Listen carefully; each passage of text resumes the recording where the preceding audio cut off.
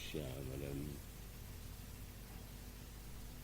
श्रीगुरुचरण सरोज रज निज मन मुकुर सुधारि वरणौ रघुबर विमल यश जोदायक फलचारि सियावर रामचंद्र की जय।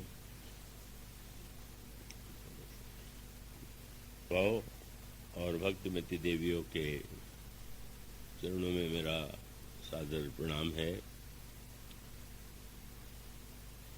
अभी श्री भागवत राज जी ने जिन शब्दों में मेरे प्रति अपनी भावना व्यक्त की है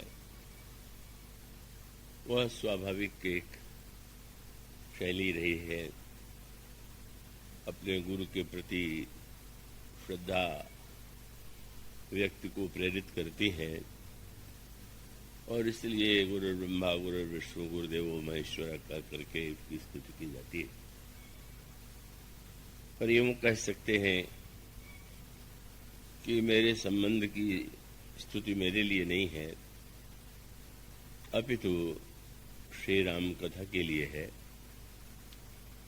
और वस्तुतः जब सभी शिष्यों श्रद्धालुओं ने ये कहा कि इस वर्ष को हम अमृत वर्ष के रूप में मनावेंगे, तो मैंने यही कहा कि यह उपयुक्त तो प्रतीत नहीं होता, पर यदि इसे मनावे तो राम कथा से ही जोड़ना चाहिए। मेरे व्यक्तित्व से उसका कोई संबंध नहीं है और इसीलिए ये जो आयोजन होते हैं उसमें मैं बार बार ये स्मरण कराता हूं कि वस्तुतः जिस अमृत की खोज में व्यक्ति रहता है और यह अमृत की खोज अनादिकाल से चलती आ रही है। अमृत क्या है इसको लेकर के भी व्यक्ति के मन मस्तिष्क में अलग अलग अर्थ और तात्पर्य रहे हैं। पर श्री रामचरितमानस में अमृत के अनेक रूपों की चर्चा की गई और इसीलिए इस बार यहाँ के प्रवचन का स्वरूप पंचामृत के रूप में प्रस्तुत किया जा रहा है। अब उस दृष्टि से कल कथामृत की चर्चा प्रारंभ की गई थी। रामचरितमानस में अनेक प्रसंगों में श्री राम की कथा को ही अमृत के रूप में प्रस्तुत किया गया। सोई वसुधा सुधा तरंगिनी भ्रम भंजन भय भेक भुवंगिनी अथवा नाथ तमानन सस्रवत कथा सुधारो वीर श्रवण पुटने मन पान कड़े नहीं अघात मति धीर।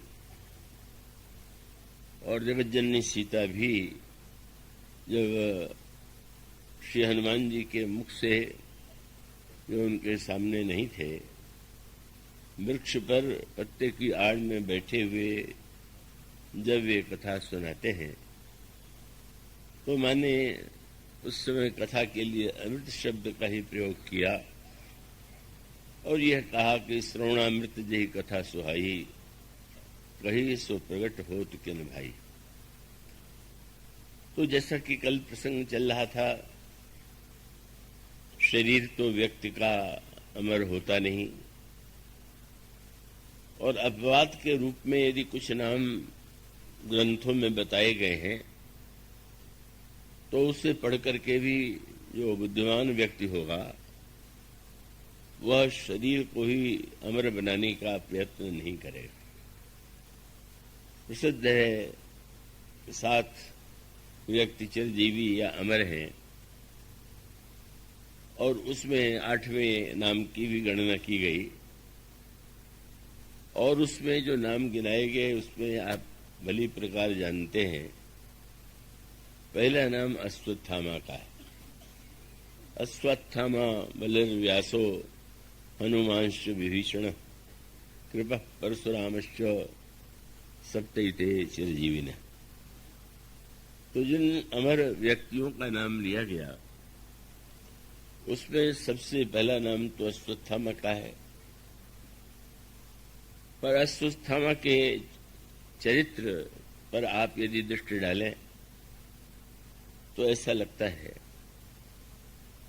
कि जैसे अमरता भी कभी कभी कारागार बन जाती है, अमरता भी कभी कभी बोझ बन जाती है। और बोझ तो चाहे अच्छी से अच्छी वस्तु का हो,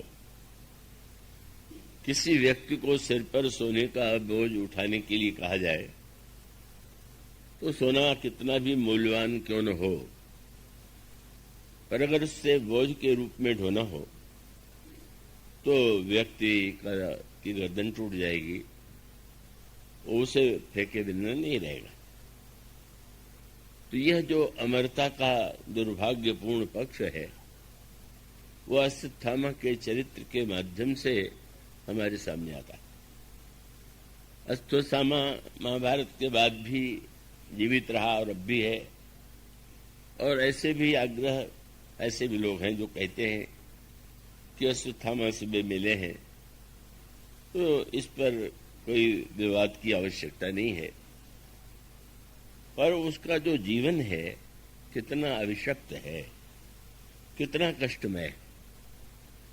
और जब महाभारत की उस गाथा पर दृष्टि डाली जाती है कि वह अपने पिता की मृत्यु का बदला लेने के लिए पांडवों को ही नहीं, पांडवों का जो अंतिम उत्तराधिकारी जो गर्भस्थ था परीक्षित के रूप में, उस पर भी ब्रह्मास्त्र का प्रयोग कर डालता है। इस निर्दय कर्म के करते हुए उसके मन में किसी प्रकार का संकोच नहीं था। और फिर उसके पश्चात उसको दंड देने के लिए अर्जुन पीछा करते हो, क्योंकि वो अस्त्र का प्रयोग करने के बाद भागता है। पांडव वहां अनुपस्थित थे और वो भागते हुए अंत में अर्जुन उसे पकड़ने में सक्षम होते हैं। और जब वो सिर काटने के लिए प्रस्तुत होते हैं तो भगवान कृष्ण ने और द्रौपदी ने भी अनुरोध किया कि अब वह तो जो घटना घटित होनी थी वो हो चुकी, अभी आपके गुरु का पुत्र है इसलिए इसका वध न करें। पर भगवान कृष्ण इस रहस्य को जानते थे, अश्वत्थामा की मृत्यु संभव नहीं है। और तब उन्होंने उसके मस्तक में एक मणि थी और उस मणि को निकाल लिया और उसके पश्चात उससे यही कहा कि तुम मणि विहीन होकर के इस संसार में निरंतर पीड़ा झेलते हुए कलंक और अपयश के भागी रहते हुए जीवित रहो। और इस कथा का तात्पर्य यही तो है कि अगर व्यक्ति अपनी अमरता का दुरुपयोग करे दूसरों को मारने में, और वो केवल घृणा और हिंसा के लिए ही अमरता का उपयोग करे, तो अंत में उसके लिए अमरता अभिशाप और बोझ बन जाती है। और बार बार ये कहा जाता है कि अश्वत्थामा सिर की पीड़ा से संत्रस्त रहता है। अश्वत्थामा ही नहीं, अनेक ऐसे लोग होते हैं कि जो बहुत अस्वस्थ होते हैं तो बार बार यही चाहते हैं कि उनकी मृत्यु हो जाए। कभी कभी विकल होकर के सोचते हैं मर्सी किलिंग का क्यों नहीं हमें अधिकार होना चाहिए। और इसका अर्थ ये है कि अमरता का जो एक आकर्षण है वो विवेकी व्यक्ति के जीवन में नहीं होना चाहिए। और इसलिए अमरता के स्थान पर एक और वरदान की चर्चा, आपको एक शब्द आपको मानस में और मिलेगा, काम रूप इच्छा मरण ज्ञान विराग निधान। जब व्यक्ति चाहता हो कि मेरी मृत्यु हो जाए तब उसकी मृत्यु। तो इसमें कम से कम ये स्वातंत्र तो है कि व्यक्ति यदि यह चाह ले कि इसका जीवन अब निरर्थक है और वह अपने जीवन को रख करके केवल बोझ बनेगा, और ऐसी स्थिति में शरीर त्याग का संकल्प उसके मन में आवे। काकभूषुंडी जी को यही वरदान प्राप्त था, काम रूप इच्छा मरण ज्ञान विराग निधान। और भीष्म पितामह को भी यह वरदान मिला हुआ था कि उन्हें इच्छा मृत्यु प्राप्त होगी, और इसी इच्छा मृत्यु की कल्पना करके ही तो दुर्योधन ने उन्हें अपना सेनापति बनाया था। और उसका तात्पर्य है कि हमारे पितामह जो हैं उनकी तो मृत्यु होगी ही नहीं। कोई व्यक्ति अपनी मृत्यु नहीं चाहता, और ऐसी स्थिति में पांडवों का सेनापति कोई भी क्यों न हो, युद्ध में मारा जा सकता है, पर मेरा सेनापति तो युद्ध में मारा ही नहीं जाएगा। किंतु उसकी विपरीत मति का प्रमाण यही है कि उसे यह तो ज्ञात था कि भीष्म को इच्छा मृत्यु का वरदान प्राप्त है, पर उसका ध्यान इस ओर नहीं गया कि भीष्म को इच्छा मृत्यु का वरदान तो प्राप्त है और वे कौरवों की ओर हैं, पर इच्छा कराने वाला कृष्ण तो उधर है। और इसका अभिप्राय ये है कि ईश्वर जब संकल्प करेगा तो स्वतः व्यक्ति के हृदय में वैसी इच्छा आकांक्षा उत्पन्न हो जाएगी, और यही हुआ भी। 10 दिनों के युद्ध के बाद भीष्म पितामह को अत्यंत ग्लानि हुई। मैंने अन्याय का पक्ष लेकर के स्वधर्म के नाम पर इतने योद्धाओं का संहार कर दिया, क्या यही मेरे जीवन की सार्थकता है?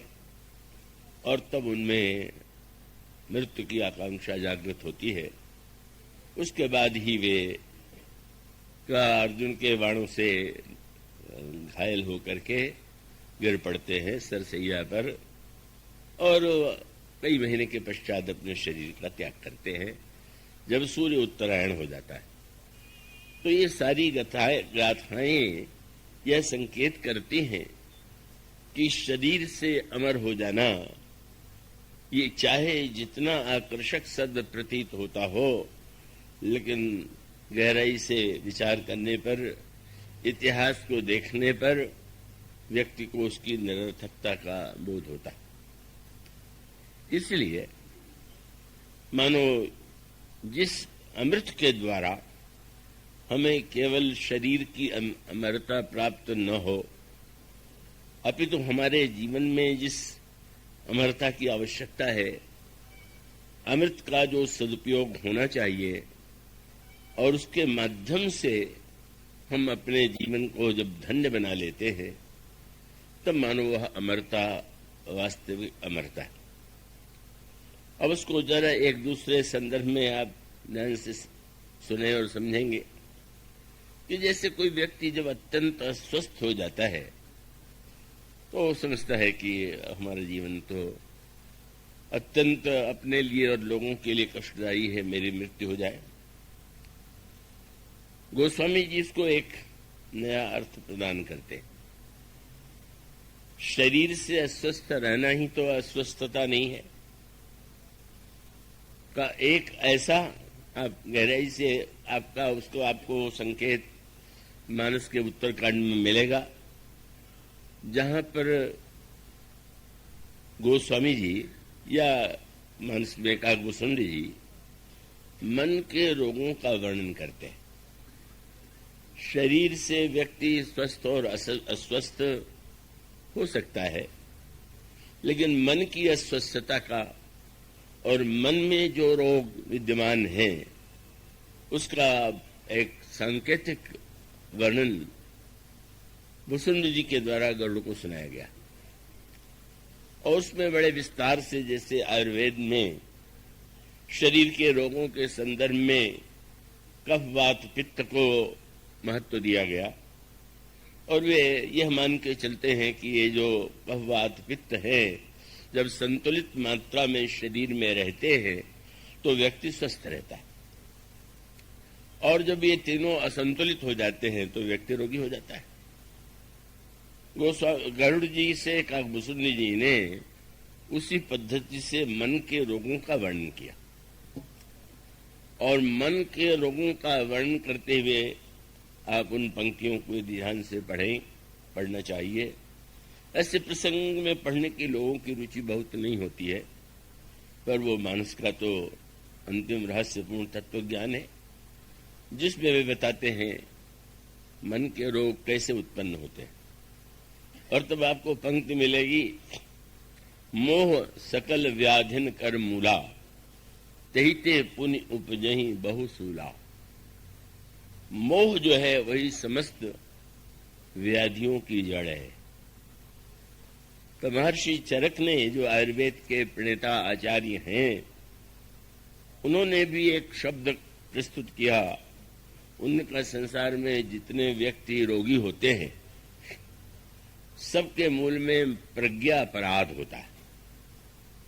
गोस्वामी जी के ग्रंथ में उसका नाम मोह दिया गया। महर्षि चरक उसे प्रज्ञा अपराध कहते हैं, पर दोनों का तात्पर्य एक ही है।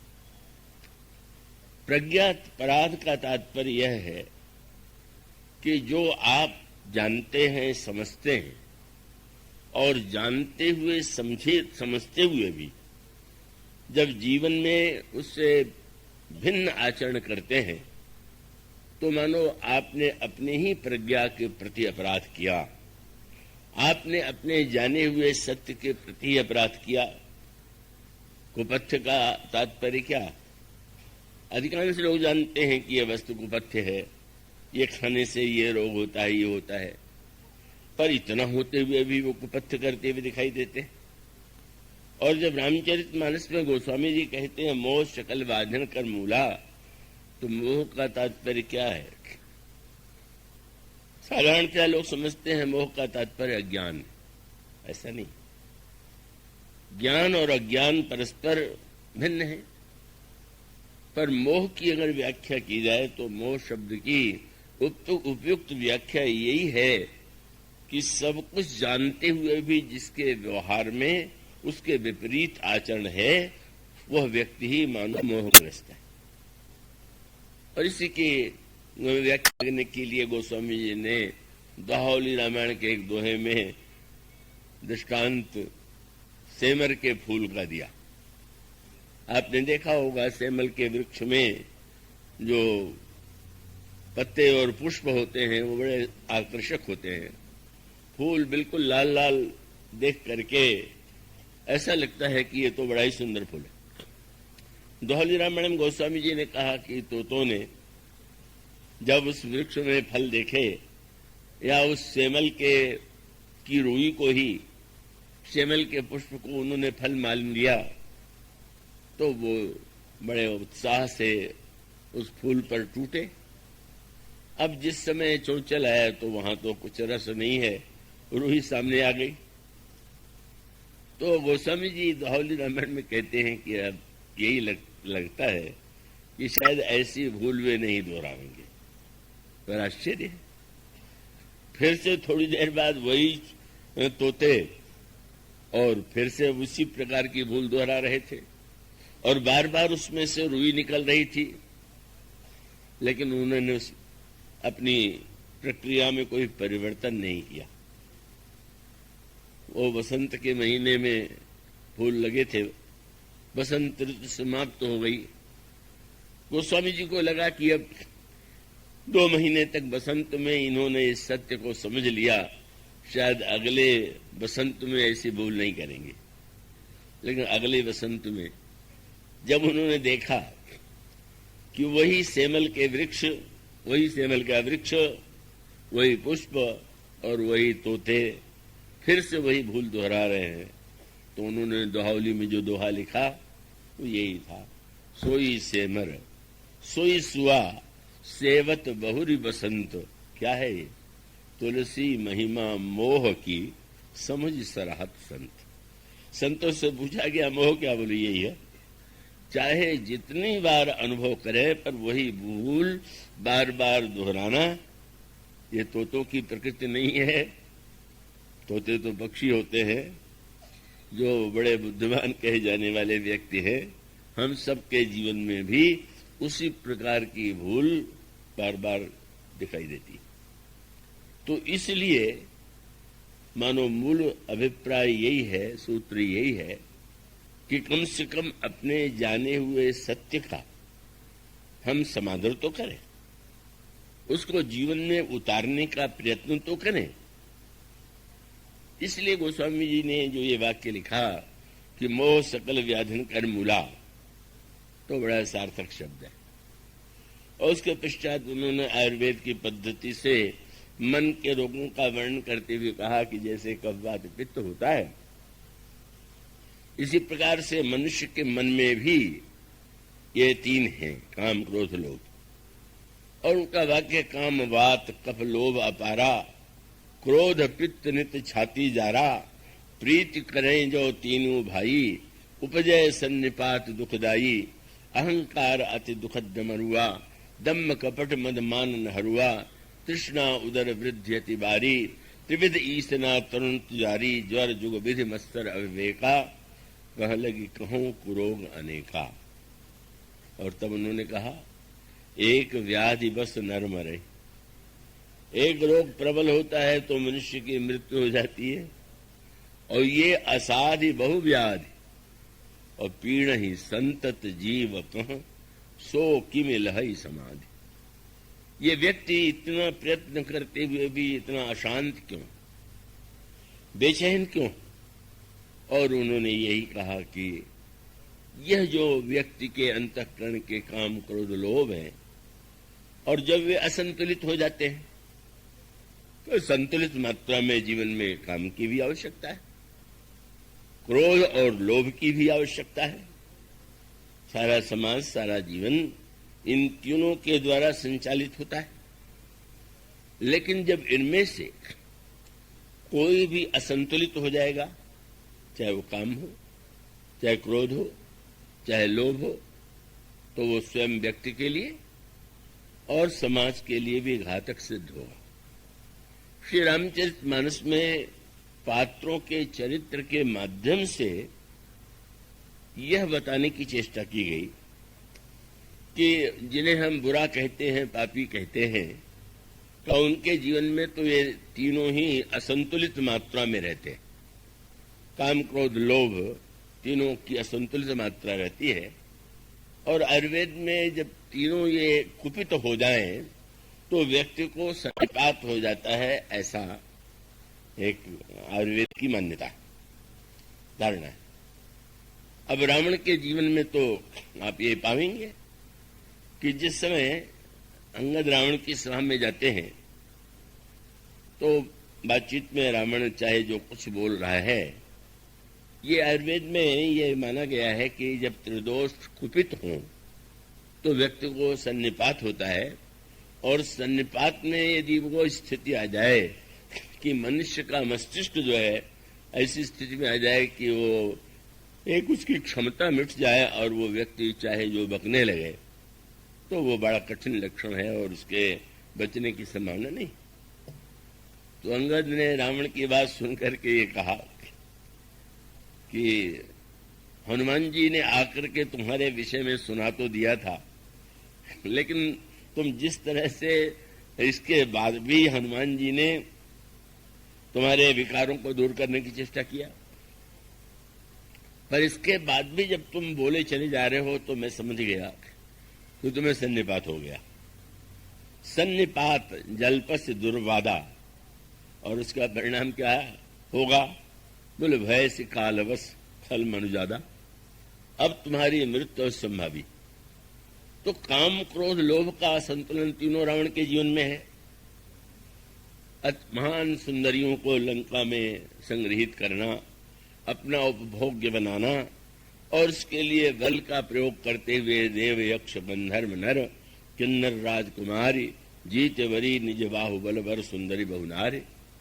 सारी सुंदरियों के बाद भी जब वह शूर्पणखा के द्वारा जनक नंदिनी सीता के सौंदर्य की चर्चा सुनता है तो उन्हें पाने के लिए व्यग्र हो जाता है, और चोरी का आश्रय लेकर के भी हरण करके ले आता है। काम का असंतुलन है, क्रोध का संतुलन तो बार बार ही है।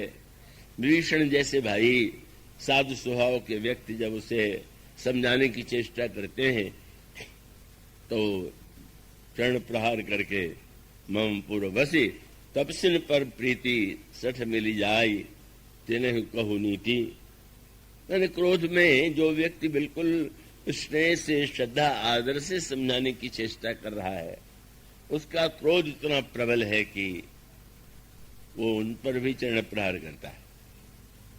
गोस्वामी जी ने इसको एक साहित्यिक रूप में यूं प्रस्तुत किया कि लंका जब जल गई तो रावण ने पूछा कि कुछ बचा या नहीं, और जब सूचना मिली कि विभीषण का घर बच गया तो उसे प्रसन्नता नहीं हुई।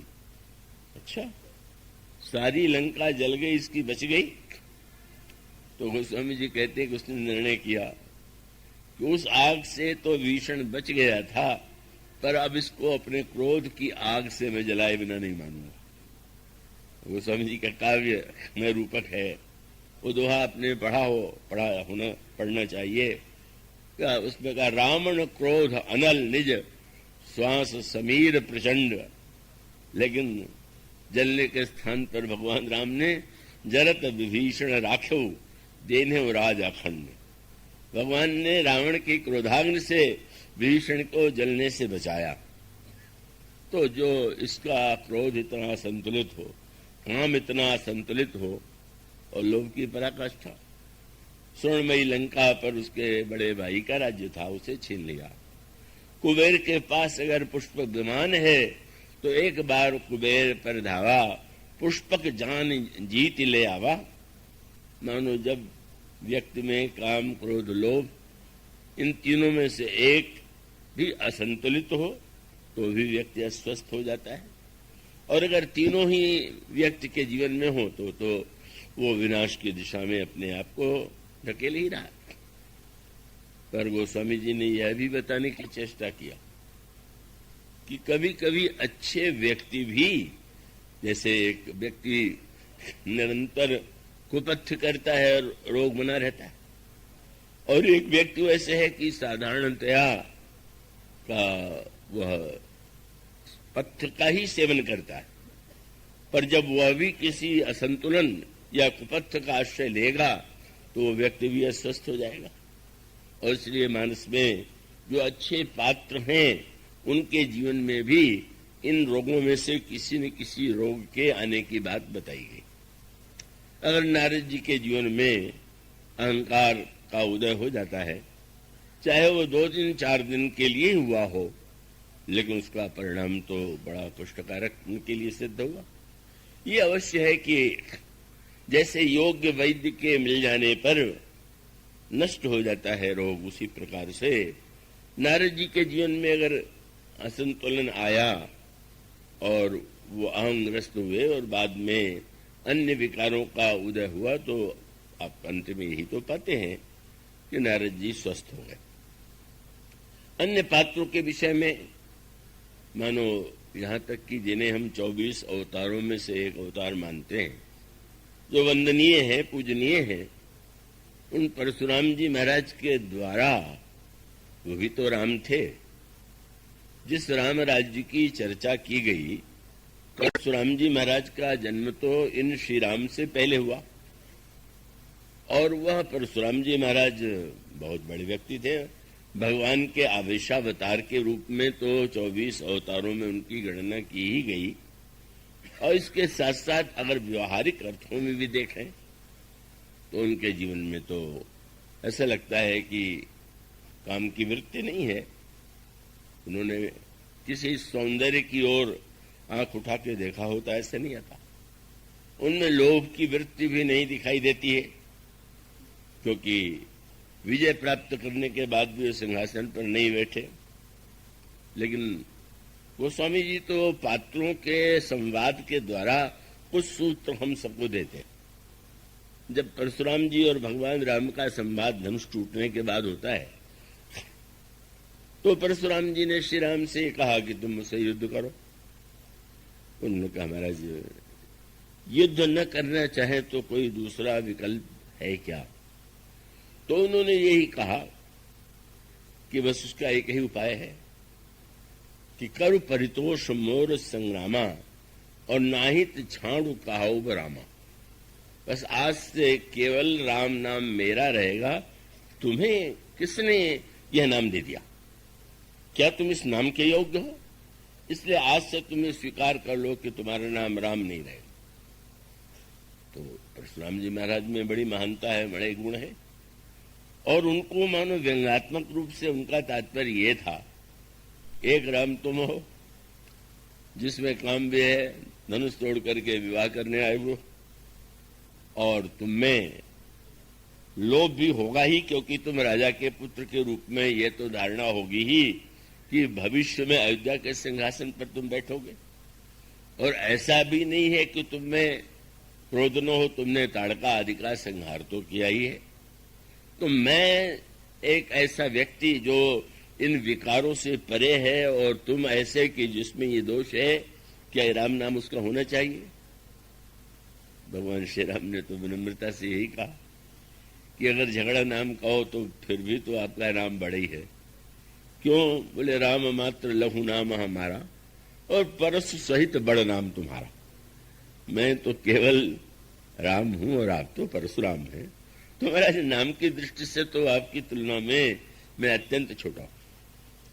और उनका असंतुलन, उन्होंने जब अपना परिचय दे दिया तभी पता चल गया कि वो राम राज्य, वे भी राम, वे भी अवतार हैं, गुण संपन्न है, पर राम राज्य तो नहीं बना सके। क्यों नहीं बना पाए? जब उन्होंने अपना परिचय दिया तो परिचय में लगने लगा कि क्यों नहीं बना सके। और वो सूत्र यही था कि उन्होंने कहा, तुम्हें नहीं भूलना चाहिए बाल ब्रह्मचारी, पर उसके साथ बाल ब्रह्मचारी भी हैं। राज्य का लोभ नहीं है, पर इस सब का बदला क्रोध ने उनके जीवन में स्थान ले लिया। और उन्होंने स्पष्ट शब्द में स्वीकार किया कि बाल ब्रह्मचारी अति को ही, मैं बहुत क्रोधी हूं। तो मानो अगर एक प्रकार का भी असंतुलन जीवन में आ जाए, चाहे काम का हो, चाहे लोभ का हो, चाहे क्रोध का हो, असंतुलन तो असंतुलन है। और एक वाक्य कह करके उन्होंने, और एक उनके चिंतन में जो एक अभाव है उसका दर्शन हो गया। क्या? बोले विश्व विदित क्षत्रिय कुलद्रोही। सारा संसार जानता है कि मैं क्षत्रिय कुल का विरोधी हूं। और इसका अर्थ क्या हुआ? आगे चल करके आप इसी को तो संतुलन के स्वरूप में देख सकते हैं कि भगवान, जब उन्होंने कहा तो भगवान श्री राम कह सकते थे मैं क्षत्रिय कुल का नेता हूं, मेरा क्षत्रिय जात में जन्म हुआ है, आ जाइए हमारा आपका निपट जाए कि दोनों में कौन श्रेष्ठ है। झगड़े में ऐसा बोलने वाले तो बहुत से लोग रहते ही, लेकिन भगवान राम में संतुलन की पराकाष्ठा है। काम का संतुलन, क्रोध का संतुलन और लोभ का भी अगर दिखाई भी दे तो वो तो केवल एक लोक कल्याण के लिए का स्वीकार करने वाला उनका व्यक्तित्व जो है, उस व्यक्तित्व की विशेषता है कि परशुराम जी चाहे जिन शब्दों के द्वारा उनकी आलोचना, निंदा, भर्त्सना कर रहे थे, पर वे अत्यंत संतुलित भाव से ही उनसे विनम्रता पूर्वक सारे प्रश्नों का उत्तर देते थे। और उसका अभिप्राय है कि कोई बड़ा से बड़ा व्यक्ति भी अगर किसी प्रकार जीवन में किसी असंतुलन को स्वीकार कर लेगा, तो ऐसा तो होता ही है। कई लोग बड़े क्रोधी स्वभाव के होते हैं तो लोग प्रणाम भी, अगर वो अच्छे योग्य व्यक्ति हैं तो लोग प्रणाम भी करते हैं और कहते भी हैं कि बड़े महान हैं, पर बाद में आपस में ये कहे बिना नहीं रहते कि क्रोधी बहुत है। डॉक्टर अच्छा तो है पर क्रोधी बहुत है, ये पढ़ाता तो बहुत अच्छा है पर क्रोधी बहुत है। इसका अर्थ है कि जो यह असंतुलन है, इससे मुक्त व्यक्ति ही पूर्ण होता है। और भगवान श्री राम के चरित्र में, व्यक्तित्व में यही विशेषता है। और आप इसी को हर प्रसंग में प्रभु के चरित्र में पावेंगे। तो इस तरह से ये जो रोग है संसार में, मन का रोग, बुरे व्यक्तियों में ही नहीं, अच्छे कहे जाने वाले व्यक्तियों में भी दिखाई देता। अब इसकी दवा क्या है? तो दवा दो तरह की है। एक दवा तो वह है जैसे आयुर्वेद में है, कुछ चूर्ण है जिनके द्वारा व्यक्ति के रोग को मिटाने की चेष्टा की जाती है। पर जब चूर्ण से रोग नष्ट नहीं होता है तो फिर रस भस्म का प्रयोग करते हैं। इसी प्रकार कहा गया कि दवाइयां तो शास्त्रों में इतनी हैं, कौन सी? नेम, यज्ञ, आचार, जप, जोग, यज्ञ, व्रत, दान, भेषज पुण्य कोटिन नहीं, रोग जाई हरि जान।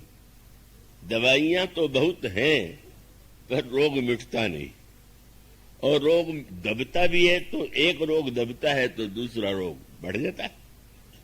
उसका अभिप्राय कि जैसे लोभ का रोग अगर किसी को हो गया हो, लोभ की तुलना कफ से की गई, क्रोध की तुलना पित्त से की गई, काम की तुलना वात से की गई, तो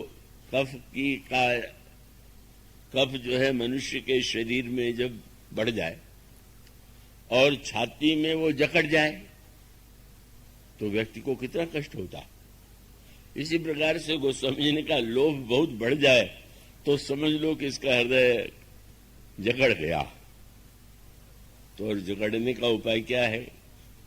वैद्य डॉक्टर के पास जाएं तो कहते हैं ऐसी दवा दो कि जिससे इसका कफ जो है पिघल करके बाहर निकल जाए। तो शास्त्रों से पूछा गया कि लोभ अगर जकड़ ले तो बोले ऐसा पिघलाओ कि दान देने से पिघले लोभ और थोड़ा स्वस्थ हो जाए। उसका अर्थ है कि जब मनुष्य दान देगा धन का और उसका वितरण करेगा तो स्वाभाविक रूप से उसके जीवन में जो लोभ रूप कफ उसके हृदय को कठोर बनाए हुए है वो उससे मुक्त हो जाएगा। पर समस्या दूसरी, तो लोभ के निदान के लिए दान की दवा शास्त्र ने बताई, पर दान की दवा के बाद अहंकार का रोग बढ़ गया। अब वो व्यक्ति दे करके मैं दानी हूं, मैं उदार हूं, ऐसा अभिमान पाल लेता है। और तब इन सारे रोगों को नष्ट करने का उपाय क्या है? कौन ऐसी दवा है कि जो सारे रोगों को नष्ट कर दे? और तब उस अमृतमयी जड़ी का वर्णन किया गया कि जिसके द्वारा समस्त रोगों का विनाश हो सकता है। मानस रोग के प्रसंग में ही उत्तरार्ध में मन के रोगों की चिकित्सा के लिए जो सूत्र दिया गया, उस पंक्ति को आप ध्यान से पढ़ेंगे, सुनेंगे। उसमें काकभूषण जी कहते हैं कि रघुपति भगति सजीवन मूरी, अनुपान श्रद्धा मति पूरी, ये विधि भले ही सो रोग नसाई, नाही तो जतन कोटि नहीं जाई। दवा हो और श्रद्धा के अनुपान में व्यक्ति जो है उस भक्त के अमृतमयी औषधि का जब सेवन करता है तो इस प्रकार से मन के रोगों का विनाश होता है। पर यह अमृत कहाँ मिलेगा? भक्ति कहाँ प्राप्त होगी? और तब फिर आपको मानस के उस दोह की ओर आपका ध्यान जाना चाहिए जिसमें कहा गया समुद्र मंथन करके जैसे उसमें अमृत निकाला गया था, इसी प्रकार से राम कथा क्या है? राम कथा ही अमृत है। और उस राम कथा अमृत का समुद्र कौन सा है? वेद। और जैसे उस समुद्र का मंथन करके अमृत निकाला गया, इसी प्रकार से गोस्वामी जी कहते हैं, दोहा उत्तरकांड में आता है, ब्रह्म पयोनिधि। ब्रह्म यहां पर ईश्वर के संदर्भ से नहीं है, वेद को ब्रह्म कहते हैं। वेद ही वह समुद्र है। ब्रह्म पयोनिधि मंदर ज्ञान। और उस समुद्र को मथने के लिए मंदराचल पर्वत को मथानी बनाया गया था। वेद के समुद्र को ज्ञान की मथानी से जब मथेंगे तब क्या होगा? ब्रह्म पयोनिधि मंदर ज्ञान संत सुर आहि, कथा सुधा मति काढ़ई। तब उसमें से वेद और पुराणों के संदर्भ से राम कथा का अमृत प्रकट होता है और उस राम कथा के अमृत में ही भक्त की मधुरता विद्यमान है। ब्रह्म पयो निधि मंदर ज्ञान संत सुराहि, कथा सुधा मति काढ़हि, भगति मधुरता जाहि।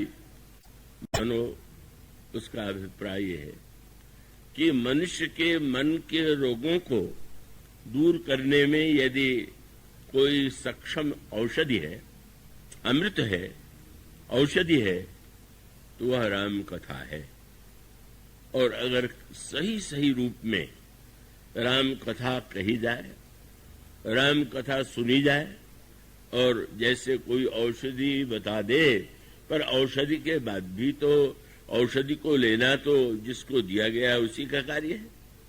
कैसी प्रकार से रामचरितमानस में मानो यह संकेत किया गया कि आप यदि वेद पुराणों से निकले हुए इस राम कथा के अमृत के द्वारा उसका सेवन करें तो आपके मन के रोगों का विनाश हो जाएगा। और अगर आप रामायण को ध्यान से पढ़ेंगे तो पाएंगे कि अनेक ऐसे प्रसंग हैं जहां यह बताया गया कि राम कथा सुनने से, राम कथा के माध्यम से व्यक्ति के अंतःकरण में दोष विनष्ट होते हैं, विकार नष्ट होते हैं। और इस दृष्टि से आप विचार करके देखें, कथा अगर सही अर्थों में कही जाए, और इसका एक सांकेतिक अर्थ और है, जरा आप उस पर भी ध्यान देंगे कि जब समुद्र का मंथन हुआ अमृत पाने के लिए, तो उसमें देवता और दैत्य दोनों ही सम्मिलित हुए। लेकिन कथा के अंत में यह आता है कि उस समुद्र से जो अमृत निकला उसको देवताओं ने पिया, और उस समुद्र में अमृत ही नहीं निकला, उस समुद्र से विष भी निकला। और समुद्र से विष तो निकला ही, सुरा भी निकली। तो विष को तो भगवान शिव ने पी करके संसार के प्राणियों को और देवताओं को जलने से बचा लिया, पर जो सुरा निकली का उस सुरा को दैत्यों ने पिया और वे उन्मत्त हो गए। राम कथा का, वेद और पुराण का तात्पर्य भी यही। वेद पुराण का मंथन करते हुए उसमें से आप अमृत भी पा सकते हैं, और अगर आसुरी वृत्ति है तो आप उसमें से वारुणी भी पा सकते हैं। और उसका तात्पर्य क्या कि अगर वेद पुराण और कथाओं के द्वारा व्यक्ति अपनी बुराइयों का ही समर्थन करे या बुराइयों को ही प्रोत्साहित करने की चेष्टा करे, तो स्वाभाविक परिणाम होगा। और इसका एक सबसे बड़ा दृष्टांत है मंथरा का जो चरित्र है। मंथरा अयोध्या में रहने वाली वह दासी है जो कैकेयी नरेश ने अपनी पुत्री कैकेयी के साथ भेजा, और जब गुरु वशिष्ठ कथा सुनाते हैं तो वह नित्य कथा में स्वाभाविक रूप से महारानी कैकेयी जाती है तो मंथरा भी जाती है, कौशल्या जी जाती है, सुमित्रा जी जाती है, और अनेक महल में रहने वाले सभी लोग उपस्थित होकर के कथा मृत का आनंद लेते हैं। पर उसमें वही सूत्र है, आप गहराई से जब पढ़ेंगे तो आपको क्या लगेगा, कथा में किसने क्या लिया, और तब यह स्पष्ट हो जाएगा कि राम राज्य में मंथरा बाधक क्यों बनी। और आप उस प्रसंग को ध्यान से पढ़ें तो उसमें दिखाई देगा मंथरा वक्तृत्व की कला में कितनी निपुण है, कथा कहने में कितनी निपुण है, और उसको कितनी पौराणिक कथाएं याद है। और उस गाथा में वो स्वामी जी ने प्रस्तुत किया, वह जब नगर में निकलती है और दिखाई देता है कि चारों ओर नगर सजाया जा रहा है, और वह लोगों से पूछती है कि इस नगर में आज इतना उल्लास उत्साह या जो सजावट की जा रही है क्यों की जा रही है। और जब यह पता चला कि यह सारा उल्लास जो है राम को राज्योत्सव देने के संदर्भ से जुड़ा हुआ है, तो उसका हृदय जलने लगा। मानो रोग का संकेत यहीं से गोस्वामी जी ने किया। आप अपने दुख से दुखी हो, अपने सुख से सुखी हो, तो ये बड़ा स्वाभाविक है। लेकिन अगर व्यक्ति दूसरे के सुख से भी दुखी होने लगे तो गोस्वामी जी कहते हैं वो बेचारा रोगी हो गया। और वो रोगी किस रूप में हो गया? बोले पर सुख देख ही जरनी से इच्छाई। राजक्षमा रोग पहले असाध्य माना जाता था, बीच में साध्य हो गया था, अब फिर से कहा जाने लगा है, फिर से लौटने लगा है। और सचमुच वह जो राजक्षमा शरीर वाला है वो तो साध्य असाध्य होता रहेगा, पर ये मन वाला ये मन की जो राजक्षमा है ये तो निरंतर समाज में अधिकांश व्यक्तियों के जीवन में दिखाई देती है। आप अपनी उन्नति से प्रसन्न हो, अवनति से दुखी हो तो समझ में आता है, पर दूसरे की उन्नति देख करके अगर आपका हृदय कष्ट पाने लगे, हृदय में जलन होने लगे, तो समझ लेना चाहिए कि पर सुख देख ही जरन सुई छोई। पर उसके बाद गोस्वामी जी ने एक अनोखी बात कही कि दुष्ट कुष्ठ दुष्टता मन कुटिलाई। अगर किसी के मन में दुष्टता और कुटिलता है तो कोढ़ है। तो आश्चर्य होता है कि एक ही चौपाई में दोनों को जोड़ने की क्या आवश्यकता है, क्योंकि ये तो आवश्यक नहीं है कि जिसको राजक्षमा हो उसको कोढ़ हो, या जिसको कोढ़ हो उसको राजक्षमा हो। पर गोस्वामी जी बहुत मनोवैज्ञानिक सत्य हमारे आपके जीवन का रखते हैं, और उसका अभिप्राय है कि ऐसे तो अनेक लोग होते हैं जो दूसरे का सुख, दूसरे की उन्नति देख करके दुखी हो जाते हैं, कष्ट होता है, पर वो बेचारे हृदय में दुखी होते रहते हैं, चुप हो जाते हैं। पर जो दुष्ट प्रकृति के लोग होते हैं वो उससे संतुष्ट नहीं होते। वो योजना बनाते हैं कि सामने वाले की जो उन्नति होने वाली है या जो लाभ होने वाला है इसको कैसे विनष्ट किया जाए। तो मानो जब ये योजना मन में आ जाए तो कोढ़ भी हो गया, मन की राजक्षमा और मन का कोढ़ दोनों हो गया। और तब मंथरा में दोनों है, वो दोनों इस रूप में है कि राम को राज्य मिलने वाला है, कोई ये तो सूचना नहीं थी कि उसकी नौकरी जाने वाली है, लेकिन उसको बड़ा कष्ट हो गया। पर वो कोढ़ कैसे हो गया? उसने सोचा अच्छा कोई ऐसी योजना बनानी चाहिए कि जिससे यह राज जो राम के बनने का स्वप्न है साकार न हो सके। और गोस्वामी ने करे विचार को बुद्ध को जाती, होई अकाज कौन विधिराती। और इस प्रकार से राजक्षमा और कोढ़ जो दोनों महानतम भीषण रोग हैं उसके मन में हो गए, और उस रोग से पीड़ित वह मंथरा कैकेयी के पास जाती।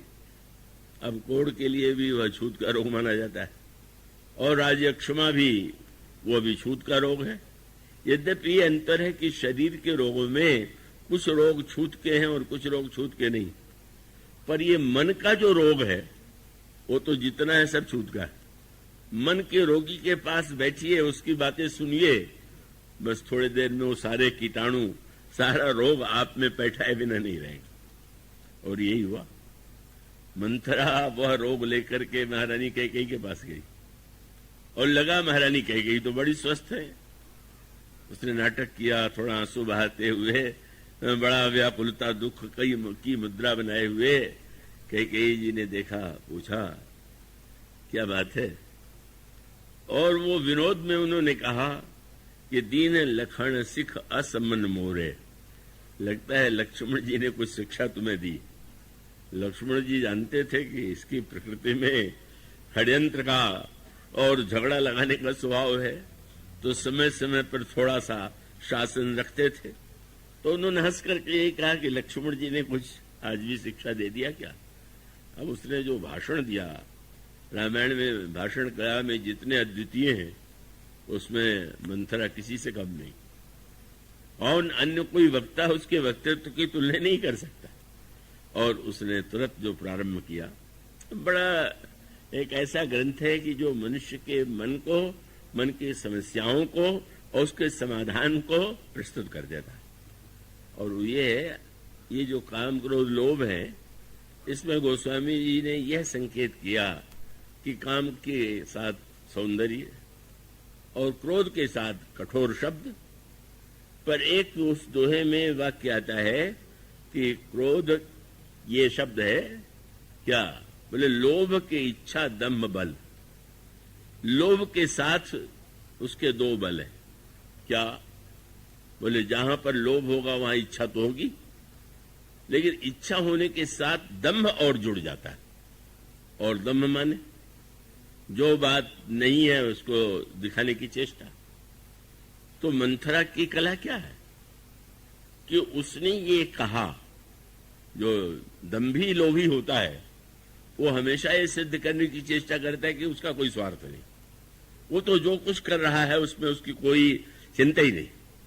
तो उसने तुरंत कहा, प्रारंभ में इसे किया, ठीक है आप कहती हैं कि लक्ष्मण ने मुझे शिक्षा दिया तो क्यों नहीं दे सकते हैं, मेरे पास किसका बल है। और उसके बाद पूछा अरे हुआ क्या, और बताया कि राम को राजपद मिलने वाला है। तो कैकेयी इतनी स्वस्थ थी कि उन्होंने तुरंत कहा कि अरे इतना सुखद समाचार, और अगर राम को सचमुच राज्य मिलने वाला है तो साचे हो राम राज जो काली, देव तो ही मन भावताली। जो तुम मांगोगे मैं तुम्हें वही दूंगी। आप कल्पना कीजिए मंथरा में कितना धैर्य होगा। इसके सुनने के बाद तो उसको अपना चुप हो जाना चाहिए, ये तो प्रसन्न हो रही। पर जब उसने और दुख प्रकट किया तो कैकेयी जी क्रुद्ध हो गई, और क्रुद्ध होकर के कहा कि तू घर में झगड़ा लगाने वाली, घर को फोड़ने वाली है, और आगे तूने कभी कोई ऐसी बात की तो उधर जीभ कढ़ाऊं तोड़ी, तेरी मैं जीभ कटवा लूंगी। ऐसी धमकी सुन के कौन नहीं घबरा जाएगा। पर मंथरा का धैर्य जो है, जो लोग इस कला के निपुण होते हैं वो धैर्यशाली भी बहुत होते हैं। उसने तुरंत कहा कि ठीक तो है, और क्या शब्द कहा कि आप ये बताइए कि मेरे लिए क्या अंतर पड़ता है। को नृप हो ही हमें कहानी, चेरी छाण अब होब की रानी। अब मैं तो दासी की दासी रहूंगी, मैं अपने स्वार्थ के लिए कुछ कह रही हूं क्या, क्या मुझे राज्य मिलना चाहिए, क्या मैं ये कह रही हूं क्या, पर मैं क्या करूं। आपने यह मुझसे कह डाला तो दूसरे को मैं दोष नहीं दूंगी। ब्रह्मा ने पहले ही मुझे कुरूप बना दिया, क्या चतुराई से कारी कुरूप विधि परवश की कीना, और कुरूप बनाने के बाद फिर दासी का काम दे दिया, और उसके बाद मैं क्या करूं। इतना होते हुए भी मैं जो बोल रही हूं, बोले फोरई जोग कपार हमारा, अनबल देखने जाए तुम्हारा। मेरा सिर फोड़ देने योग्य है क्योंकि आपका अनबल नहीं देख सकती। और क्या बाग चातुरी थी, इतनी स्वस्थ दिखाई देने वाली कैकेयी उन दोनों रोगों से ग्रस्त हो गई जो मंथरा में विद्यमान थे, और उस रोग को बढ़ाने के लिए उसने कथा का आश्रय लिया, कथा का सहारा लिया।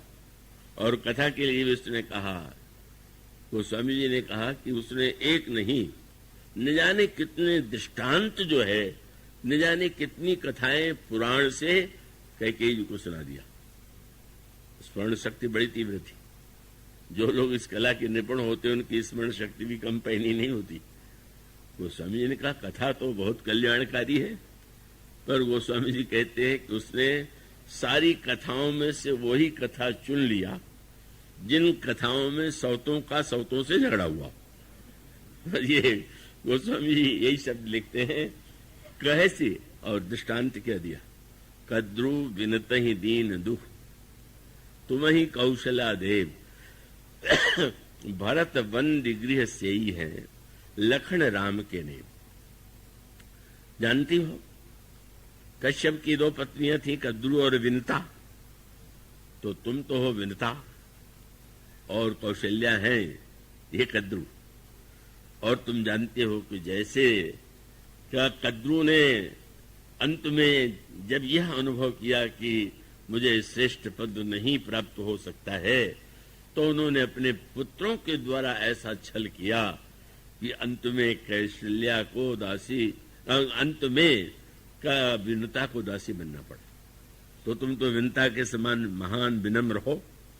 अब प्रशंसा तो कैकेयी जी की करनी पड़ेगी।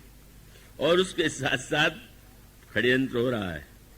पुत्र का बहाना बना करके कौशल्या तुमको दासी बनाना चाहती है। ऐसी व्याख्या किया गोस्वामी जी ने कहा, कैसी कथा सत सवती कह, सैकड़ों सौतों की कथा सुना डाला। क्यों? कथा का उद्देश्य क्या था? यही विधि बाढ़ विरोध। कैसे विरोध बढ़े? बोले जब सारे इतिहास में सौत ने सौत को दुख दिया तो कौशल्या कैसे तुम्हें दुख नहीं देंगी। और सचमुच इतना इस कथा का प्रभाव पड़ा कि फिर तो जिन मंथरा ने उसको किन शब्दों में फटकारा था, ये कैकेयी जी ने, उन्होंने मंथरा से कहा कि मंथरा, अब मैं तुम्हें पहचान पाई, तुम दासी होने योग्य हो। अरे तुम तो आंखों में पुतली के रूप में रहने योग्य हो। हाँ, जो विधि पूर्व मनोरथ काली, तो करऊं तो ही चख पूतर आली। कितना बड़ा प्रभाव पड़ सकता है कथा का। पर सुनाने वाली अगर मंथरा हो, लोभ की वृत्ति हो, और व्यक्ति इतना प्रभावित हो जाए कि उसको चरणों में नहीं बल्कि आंखों में बैठाने को तैयार हो जाए, तो जब व्यक्ति लोभ की दृष्टि से आक्रांत हो जाए, और जब व्यक्ति के जीवन में इस प्रकार की ईर्षा, मात्सर्य आदि की वृत्ति हो, तो उसका परिणाम यह हुआ कि कैकेयी जी पूरी तरह से अस्वस्थ हो जाती। उतना जितने रोग मंथरा में दिखाई देते हैं, वो रोग और भी अधिक भीषण रूप में कैकेयी जी के जीवन में दिखाई देते हैं। पर यह है कि कथा जैसे समुद्र के मंथन में का दोनों ही वस्तुएं प्राप्त होती हैं, उसी प्रकार से वेद और पुराण में ऐसी कथाएं अनेक हैं कि जिनको सुना करके व्यक्ति के मस्तिष्क को भ्रमित किया जा सकता है। उसके जीवन में ईर्षा, द्वेष और विरोध की सृष्टि की जा सकती है। पर अगर कथा के मूल में भगवान हो, भगवान ने अमृत का वितरण देवताओं को किया, और इसका अभिप्राय है कि आप फिर से देखेंगे कि पूरी तरह से जब रामायण में जो समस्या आई, तो उसमें आपको एक ही उत्तर मिलेगा कि जीवन में परिस्थितियां तो बदलती रहती हैं। कभी तो मनुष्य बहुत प्रसन्न होता है, कभी मनुष्य उदास होता है, कभी निराश होता है, कभी उन्नति, कभी अवनति, और ये चक्र जीवन में आते रहते हैं। और अगर कोई व्यक्ति भगवान की कथा का निरंतर श्रवण करे, तो प्रत्येक परिस्थिति में उसके जीवन की समस्या का समाधान उसे मिल जाएगा। इसलिए आप देखेंगे, अगर भगवान श्री राम जनकपुर में पधारे हुए तो यज्ञ की रक्षा हो गई, ताड़का का विनाश हुआ, तो सुबाहु मारा गया, मारीच दूर फेंक दिया गया। लेकिन उसके पश्चात भी भगवान ने आश्रम में निवास किया। क्यों निवास किया? बोले भगत है तो बहु कथा पुराना, कहे विप्र यद्यपि प्रभु जाना। प्रभु से महर्षि ने कहा कि तुम कथा श्रवण करो। मानो यह कथा श्रवण का संदर्भ आपको प्रारंभ से लेकर के, जब महाराज दशरथ मनु थे, तब भी जब वे ईश्वर की प्राप्ति के लिए वन में जाते हैं, तो वहां पर भी यही आपको वर्णन पढ़ने को मिलता है कि मुनियों ने, तब मुनि जहां जहां तीर्थ रहे सुहाए, मुन सकल सादर करवाए, कृष शरीर मुनिपट परिधाना, सत समाज नित सुनहि पुराना। अगर आपको कभी ईश्वर के प्राप्ति की इच्छा उत्पन्न हो और उससे पाने की साधना आप जानना चाहें, तो कथा के माध्यम से सुने। और अगर मानो जीवन में बहुत बड़ी सफलता मिली, मारीच, सुबाहु, ताड़का, इन सब का विनाश हो गया, तो भी कथा के द्वारा जो संदेश मिलता है, भगवान राम को स्वयं उसकी आवश्यकता भले ही न हो, पर महर्षि विश्वामित्र उन्हें कथा सुनाते हैं। और ये कथा का जो क्रम प्रारंभ होता है, और उस कथा से जो दृष्टि मिलती है, कथा से जो समाधान मिलता है, भगवान श्री राम कथा सुनते हुए आनंदित हैं। नित्य गुरु जी से के सामने कभी नहीं प्रकट करते कि महाराज मैं तो पहले से जानता हूं या जानता था। बड़े आनंद से सुनते हैं। और इसी बीच में जनकपुर से पत्र आता है, और जनकपुर से पत्र आता है महर्षि विश्वामित्र को महाराज श्री जनक ने निमंत्रण दिया। और तब विश्वामित्र जी श्री राम से कहते हैं कि इस यज्ञ की तुमने रक्षा कर दिया, पर अभी एक यज्ञ की रक्षा करना तुम्हें और तुम्हारे लिए आवश्यक तुम्हारा कर्तव्य है, और वह यज्ञ जनकपुर में हो रहा। और धनुष यज्ञ सुन रकुल नाथा, हर्ष चले मुनिवर के साथा। विश्वामित्र जी के साथ प्रभु प्रस्थान करते। फिर देखेंगे आप कथा का क्रम जो है, और उस कथा में जो दृष्टि दी जा रही है उसका आप दर्शन कीजिए। भगवान देखते हैं एक आश्रम है जो जनशून्य है, मनुष्य की तो बात क्या, पशु पक्षी भी वहां पर नहीं है। और तब सर्वज्ञ होते हुए भगवान श्री राम ने महर्षि से पूछा, महाराज कि ये आश्रम जनशून्य क्यों है? और तब आप पढ़ते हैं, गोस्वामी जी ने वहां पर लिखा, ये आश्रम एक देख मंग माही, खग मृग जीव जंतु कौ नाही। तब पूछा मुनि, शिला प्रभु देखी, सकल कथा मुनि कही विसेखी। गौतम नारी साप बस, उपल देह धरि धीर, चरण कमल रज चाहती, कृपा करौ रघुवीर। प्रभु जानते हुए भी महर्षि से पूछते, और महर्षि की विशेषता क्या है? अहिल्या को गौतम जी ने शाप दिया है कि तुमने अपराध किया है, तुमने इंद्र को स्वीकार किया है, इसलिए तुम जड़ पत्थर हो जाओ। और अहिल्या को दोषयुक्त मान करके शिष्यों ने भी छोड़ दिया, पशु पक्षियों ने भी छोड़ दिया। अब अगर महर्षि के पास वह उदार दृष्टि न होती तो वो कह सकते थे कि जिसका पति ने त्याग कर दिया, मनुष्य कौन पशु पक्षियों ने भी छोड़ दिया, हम लोगों को यहां से तत्काल प्रस्थान कर देना चाहिए। पर इसी को कथा कहने की शैली और उसका उपयोग आपके सामने आता है। उनका शब्द कितना सुंदर चुना, अहिल्या यदि एक क्षण के लिए विचलित हुई या भ्रम हुआ या विचलित हुई, और उसके बदले में उसे पत्थर बनना पड़ा। ये दो परंपराएं हमारे देश में रही हैं। एक मान्यता तो ये रही कि अगर कोई व्यक्ति अपराध करे तो दंड ही उसका समाधान। और उस दंड की परंपरा का संकेत परशुराम जी महाराज की भी यही धारणा थी कि उस व्यक्ति और उस जाति को दंडित करना चाहिए जिसने पाप को देखा और पाप को सहन कर लिया। तो परशुराम जी महाराज की स्वयं की धारणा नहीं थी। जिन महर्षि जमदग्नि के सुपुत्र थे, आप उस कथा को पढ़ें। महर्षि जमदग्नि की पत्नी रेणुका परम पतिव्रता, एक दिन वे स्नान लेने के जल के लिए, पूजन के लिए जल लेने के लिए जाती हैं नदी के तट पर।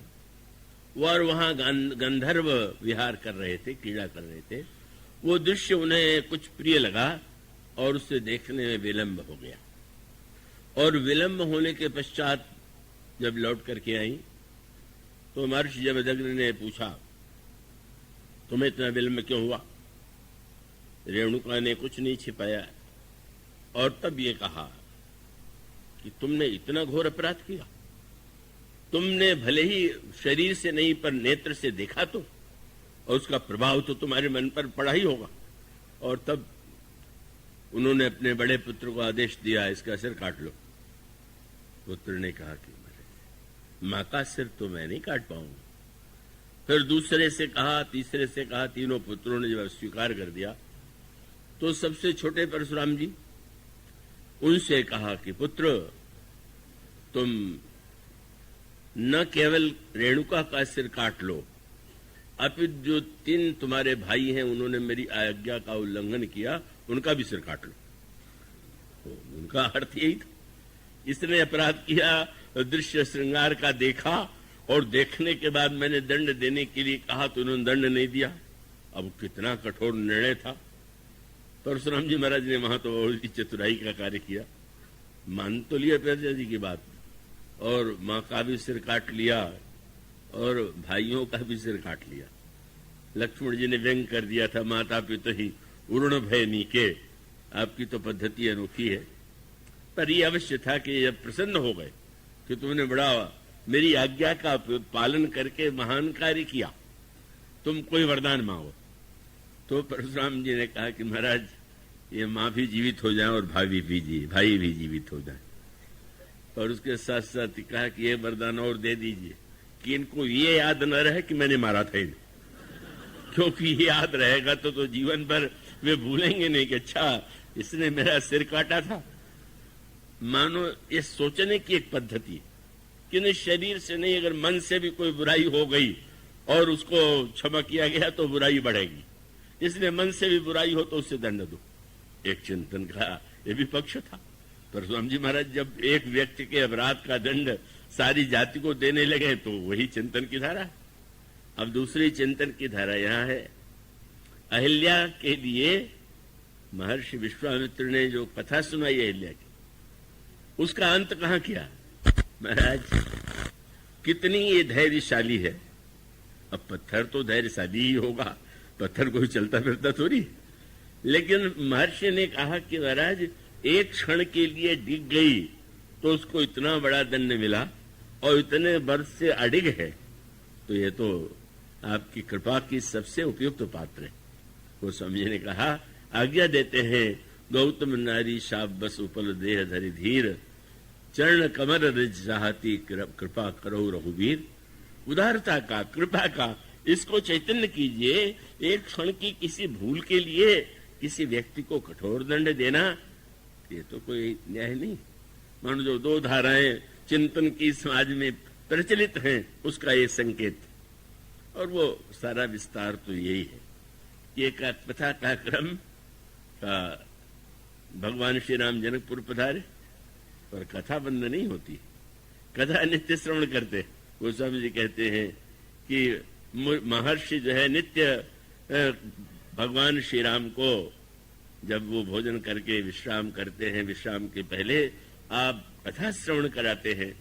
और यह कथा श्रवण की परंपरा का तात्पर्य है कि कथा के माध्यम से जो घटनाएं इतिहास में घटी और घटने के बाद उसे जिन भिन्न भिन्न दृष्टियों से देखा गया और उन भिन्न दृष्टियों का जो प्रभाव व्यक्ति और समाज पर पड़ा, वह कथा का एक महान पक्ष है।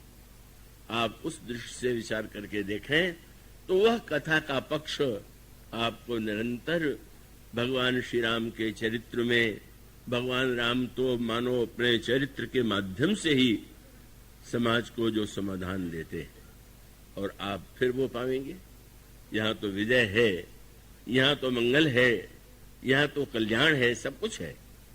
लेकिन जब भगवान श्री राम को वनवास दिया गया और जब वे वनवास में यात्रा कर रहे हैं और गंगा के किनारे खड़े, तो भगवान श्री राम क्या कर रहे हैं? गोस्वामी जी कहते उतरे राम देव सरि देखी, कीन दंडवत हर्ष विसेखी, और उसके पश्चात आप कथा सुनाने लगे। कही कही कोटिक कथा प्रसंगा, राम विलोकही गंग तरंगा, सचिव ही अनुज ही प्रिय सुनाई, विबुध कथा महिमा अधिकाई।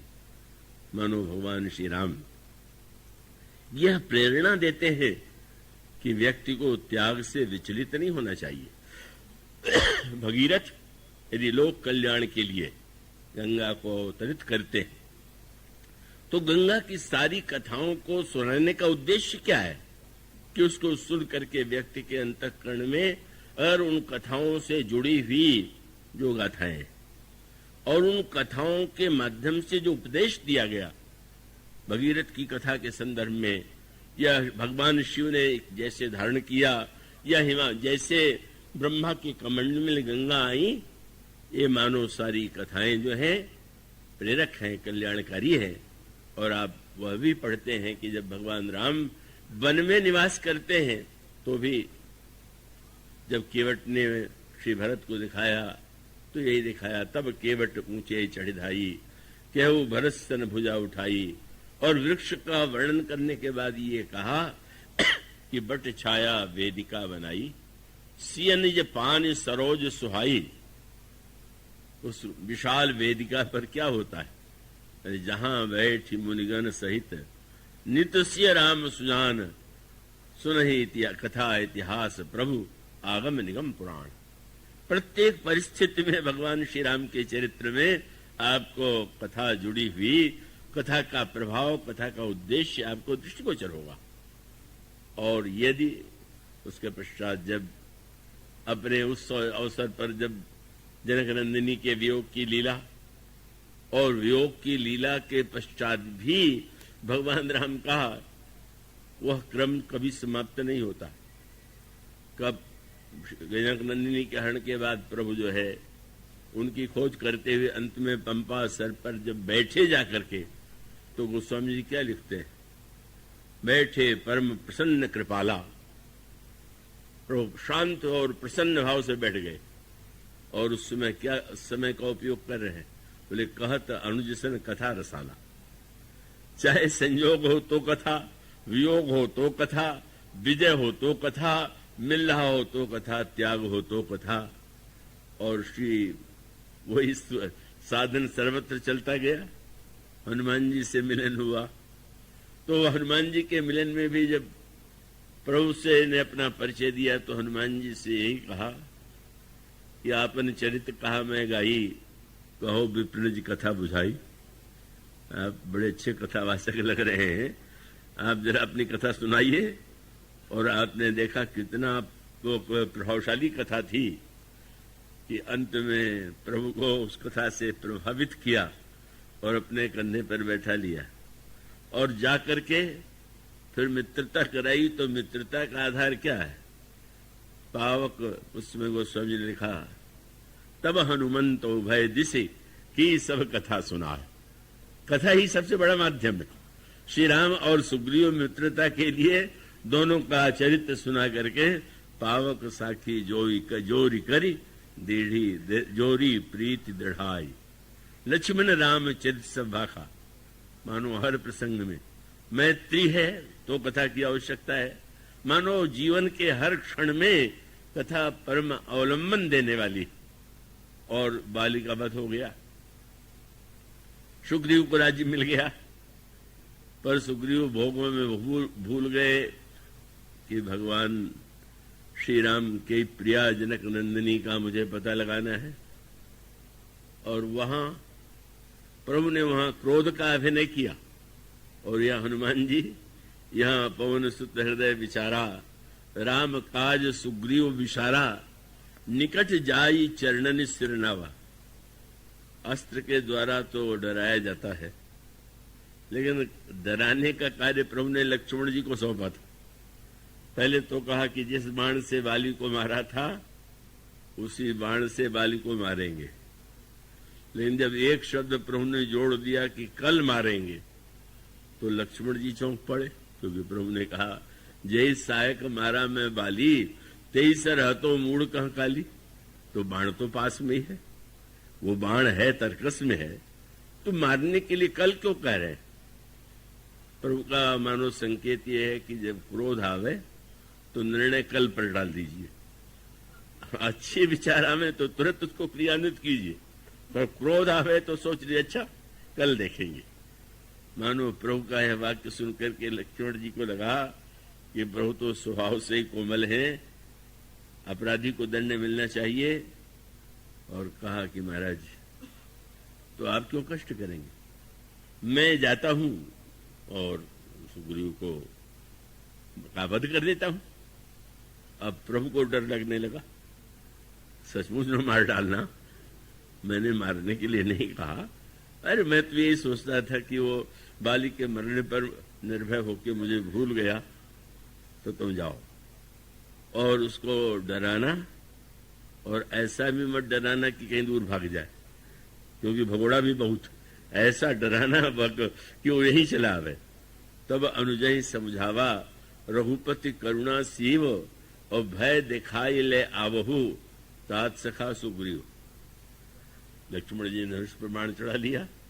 जय ही मेरा बाण देखेगा डर जाएगा। पर बाद में एकांत में जब सुग्रीव आ गए तो प्रभु ने पूछा कि तुमने सुग्रीव को डराया तो किस बाण से डराया, कैसे डराया? तो लक्ष्मण जी ने मुस्कुरा करके कहा, महाराज मुझे अवसर कहाँ मिला, मेरे पहले आपके परम भक्त ने वह काम कथा के द्वारा पूरा कर दिया जो मैं बाण से पूरा करने वाला था। लक्ष्मण जी तो धनुष बाण लेके डराने आए थे और हनुमान जी चले आए सुग्रीव के पास। बहुत दिन हुआ आपको कथा सुनाए, आज कथा सुनाना चाहते। अब सुग्रीव जी चाहे मन हो चाहे ना, जो सुनना तो पड़े ही, और तब उन्होंने कथा सुनाया। आपको बाली के वध की घटनाएं याद है? हाँ। तो कथा सुनाते सुनाते कहा कि वो प्रभु ने जो बाली पर बाण चलाया वो कहाँ गया? लौट करके बाली के ऊपर प्रहार हुआ और प्रभु के तरकस में चलाया। तो प्रभु ने उस बाण को तरकस में को रख लिया। सुग्रीव ने कहा, आपने तो कही था कि बड़े उदार स्वभाव के हैं, जिसको दूर भेजते भी है पास बुला लेते हैं, इसलिए बाण को बुला लिया। हनुमान जी ने कहा, मुझे तो इस कथा का दूसरा अर्थ लग रहा, कहीं वो बाण उन्होंने आपके लिए तो न रख छोड़ा है कि अगर इसका आचरण भी बाली के समान हो तो उसको भी मारेंगे। सो लक्ष्मण जी तो डराने आए थे और धनुष बाण से, और उन्होंने ऐसी कथा सुनाई कि सुग्रीव परम भय माना, विषय मोर हरि लीनो ज्ञान। डर नहीं गए, इतने डर गए, बोले जल्दी से कोई ऐसा उपाय कीजिए। और जब तक लक्ष्मण जी आए तब तक तो यहाँ भेजे जा चुके थे बंदरों को बुलाने के लिए।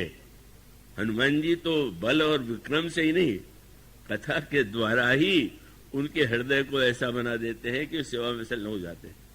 और आपको कल सुनाया था, जनक नंदनी अगर निराशा की चरम सीमा में है, एकदम दुख की सीमा में, यहां तक कि प्राण त्याग के लिए प्रस्तुत हैं, तो वहां पर भी हनुमान जी आदि होते सब कथा सुनाई। मानो कथा के द्वारा निराशा दूर हो, कथा के द्वारा डर भी दूर होता है, डर पैदा भी होता है। क्या संसार के लोग संसार वालों से डरते हैं और भगवान से कम डरते हैं, पर कथा का फल ये है कि संसार से निडर हो पर भगवान से डर लगने लगे और व्यक्ति सावधान हो जाए। तो आप देखेंगे हनुमान जी हर क्षण हर समय कथा का ही सदुपयोग तो करते, और कथा के द्वारा विभीषण को अगर यह संदेह है कि मैं भाई को छोड़ूं तो अधर्म तो नहीं होगा, तो ऐसी कथा सुनाते हैं। गोस्वामी जी ने कहा कि जिस समय यही विधि कहत राम गुणग्रामा पावा निर्वाच्य विश्रामा, भीषण को भी कथा सुना करके उन्हें धर्म ज्ञान दे करके शरणागति की प्रेरणा देते थे। और इसीलिए विभीषण जी जब भगवान के पास गए तो लोग बताते हैं किस कैसे आए आप यहाँ। जब उन्होंने कहा मैं रावण का भाई हूं, निशाचर वंश में जन्म हुआ, और महाराज मैं तो स्वभाव से पापी हूं, तो प्रश्न किया जा सकता था फिर यहां कैसे आ गए? तो बहुत सुंदर उत्तर दिया, क्या श्रवण सुजस सुनि आयऊ प्रभु भंजन भववीर, प्रभु कान से आपका यश सुन के आया हूं। संकेत हनुमान जी की ओर था, इन्हीं ने मुझे सुनाया था, अब आप इन्हीं से पूछ लिए मैं क्यों आया हुआ। और प्रभु ने देख लिया कि कथा के द्वारा शरणागति में प्रेरित कर दे, भय छोड़ा दे, भय उत्पन्न कर दे, मन के दोषों को दूर कर दे। और उनकी कथा तो इतनी विलक्षण है कि जब प्रभु का राज्याभिषेक भी हो गया तो राज्याभिषेक के बाद भी गोस्वामी जी कहते हैं जब प्रभु थोड़ा विश्राम करने जाते हैं तो हनुमान जी से श्री भरत जी कहते हैं कि थोड़ी देर उपवन में चल करके वहां पर कुछ चर्चा हो, और उपवन में ले जाते हैं। और गोस्वामी जी कहते हैं कि अब ये सुंदर समय है, कथा सुनाइए। कितनी बार सुन चुके हैं, पर आज गोस्वामी जी कहते हैं भरत शत्रुघ्न दोनों भाई सहित पवन सुत उपवन जाई, और बूझे बैठ राम गुण गाहा, का हनुमान सुमति अवगाहा। पर धन्य है सुनने वाला, धन्य कहने वाला। अब मैंने प्रवचन सुनाया, कहीं आप लोगों में से कोई कह दे एक बार फिर से सुना दीजिए, तो हमें लगेगा बड़ा जड़ बुद्धि है, मेरे परिश्रम का इसको ध्यान नहीं है। धन्य हनुमान जी। सुनने के बाद श्री भरत जी कहते वो प्रसंग थोड़ा कम समझ में आया, फिर से सुना दीजिए। हनुमान जी फिर सुना देते, और वो चर्चा तब तक चलती रहती है जब तक प्रभु के विश्राम के से उठने का समय न आवे। सुनत विमल गुण अति सुख पावही, बहुरी बहुरी करी विनय कहा वही। बार बार प्रार्थना, और सुनाइए और सुनाइए। मानो यह प्रभु की मंगलमय कथा अगर सही अर्थों में कही जाए, सुनी जाए, तो वह जो अमृत है, जो हमारे जीवन के मन के रोगों को मिटाता है और प्रत्येक परिस्थिति में हमें समाधान प्राप्त होता है। इसलिए पंचामृत में आज कथामृत की चर्चा हुई। अगले दिनों में जो श्रेष्ठ अमृत है उनके बारे में कुछ बातें कही जाएंगी। बोलिए सिया।